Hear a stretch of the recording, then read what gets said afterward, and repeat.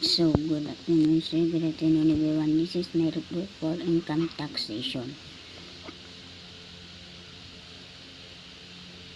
So, status of income for tax purposes. Status of taxation literally means a place of taxation, the country that have the power and jurisdiction to live and collect the tax.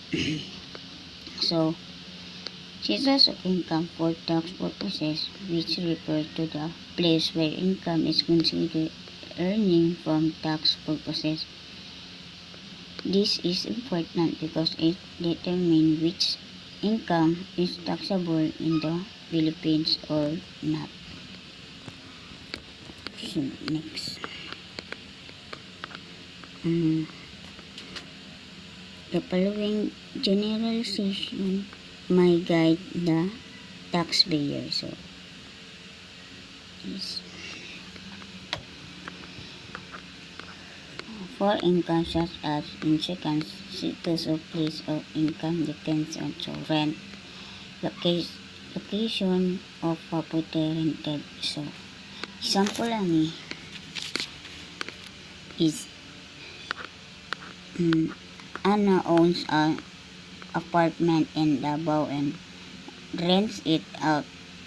So, the income is taxable in the Philippines because the property is in the Philippines. So, next. Royalties. So, place where intellectual property is used. So, example is a Filipino songwriter allows a company in Manila to use his music. So, the income is Philippines sold because it is used in the Philippines. So, next, gain of sale of personal property, place of sale. So,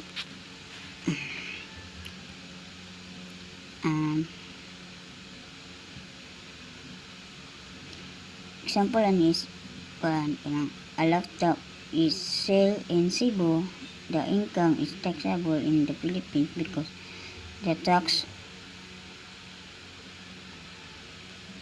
the sale is from the Philippines. So, next.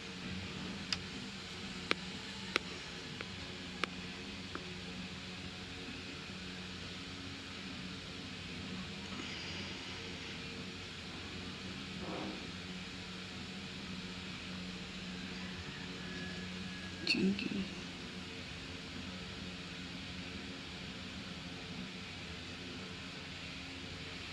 Next.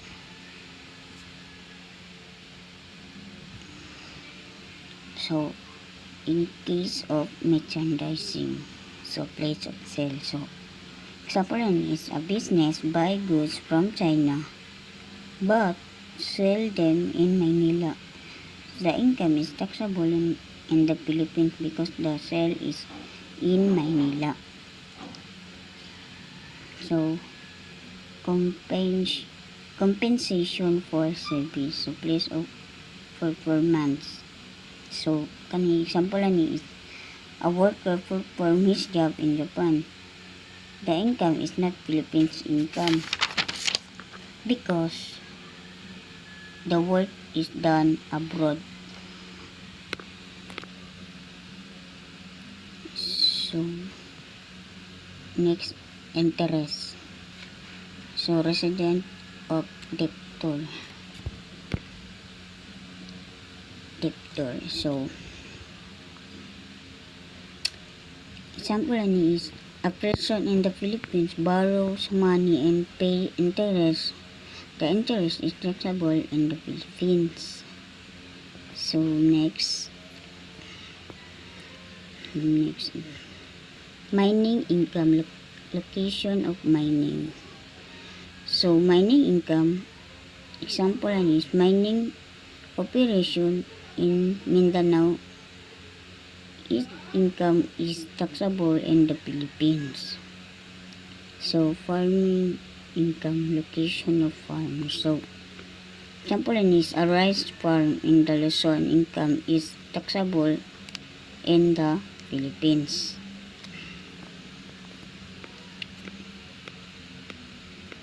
Next, manufacturing income. So,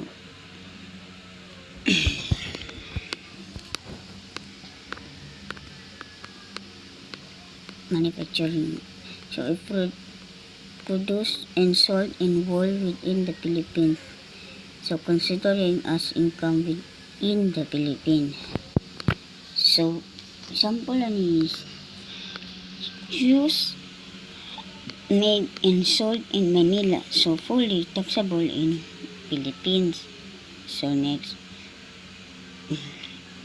if produced and sold in whole outside the Philippines, so consider as income outside the Philippines. So, example is good made and sold in Korea, not taxable in the Philippines. So, next, it's produced in whole or in part within but sold outside. So, consider as income partly within and partly without the Philippines. So, example is mango grows in Philippines but exported partly taxable but exported. So next, if produced in whole or in part outside but sold within, consider as income partly within as partly without the Philippines. So example is imported clothes sold in Philippines partly taxable. Kaya gisold man siya sa Philippines pero imported. So next. So dividend income. So for domestic corporation, consider income with the Philippines. So example is dividend from our Philippines company always taxable in the Philippines. So next, from resident foreign cooperation. So example is a foreign company earns income partly in the Philippines. Income is fully foreign if less than 50% come from Philippines. So partly Philippines if 50% or more comes from Philippines. Next, for example, the portion of unidentified gross income worth the earning purely within the Philippines shall be computed use the following formula. So, money siya na. So, identified gross income within the Philippines plus identified gross income worth times unidentified gross income. So, okay. This is the example. So,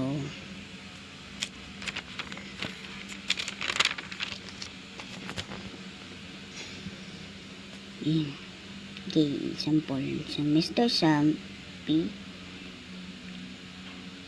Ulco presented the following data regarding items for income earning during the taxable year. So, pangitawon rin is Philippine sources within number 2 from source abroad. So dito siya na. So, total income demand earning from source within the Philippines. So, rental income from a parcel of land in Makati. So, 23, which is dara siya 23 plus 1,250 equals 25,000. So, muna ang rental from a parcel of land in Makati.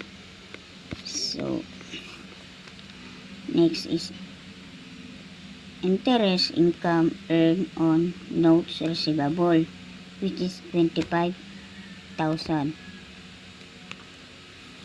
So, gross profit from sale merchandising. So, 80,000. This is the ratio. Next. So, dividend income from a resident foreign corporation. So, i-plus nimo ang rental income from of parcel of land in Makati sa interest income earned on notes receivable, which is 50,000. So, 60% times 50,000 equals 300,000. 30,000 pala. 30,000. So, i-divide nimo ang 25,000 plus 25,000 plus 80,000 plus 30,000. Ang diyan nimo siya makita ang total income from a source within the Philippines.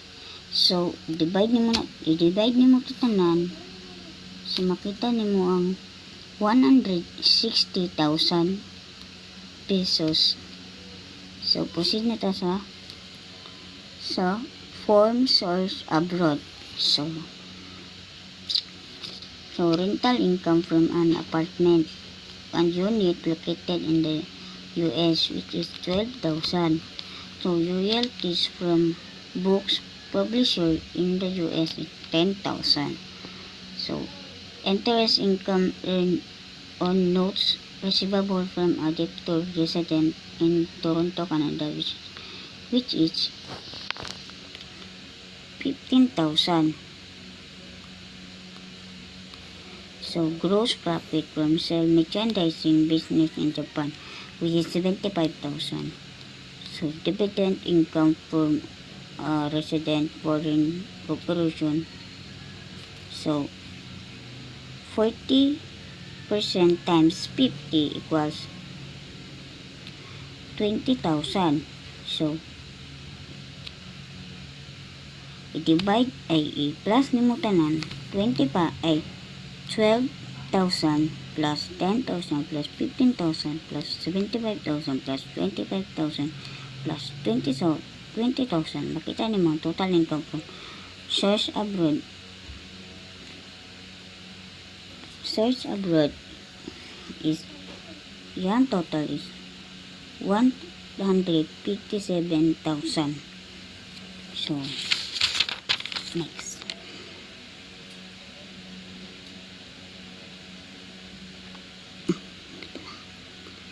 So,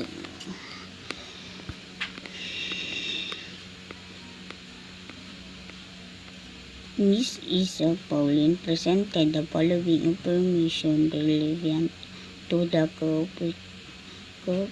computation of his annual interest to be reported for tax purposes. So, gross income from Philippine source, 200,000 pesos. So, gross income from source abroad, 100,000.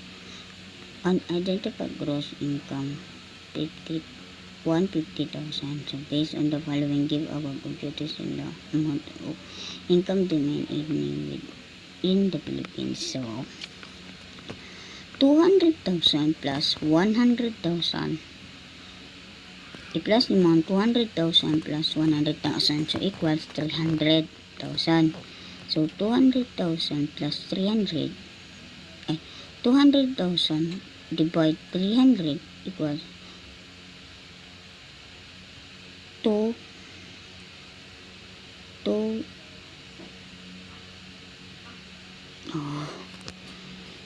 diba 2.3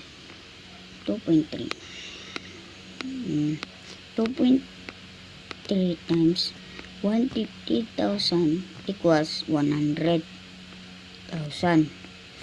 So 200,000 plus 100,000 equals 300,000. So final answer is 300,000 pesos. 200,000 pesos.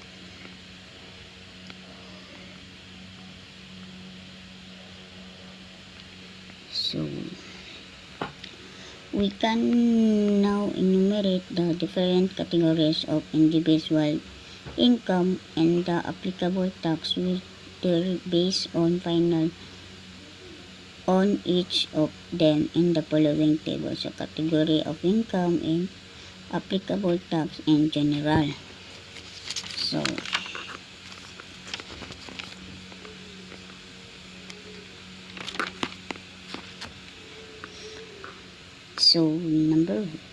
letter A, compensation income, which is basic income, because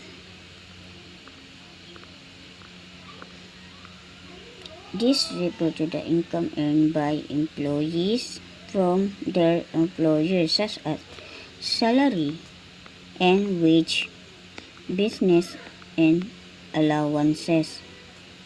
So business income, basic tax. So basic income, this is income earned from running a business or practicing a profession like store profit, freelance or professional fees. So other income. So other income base, basic income tax, basic tax, because this includes earning that don't fall under compensation of business income, such as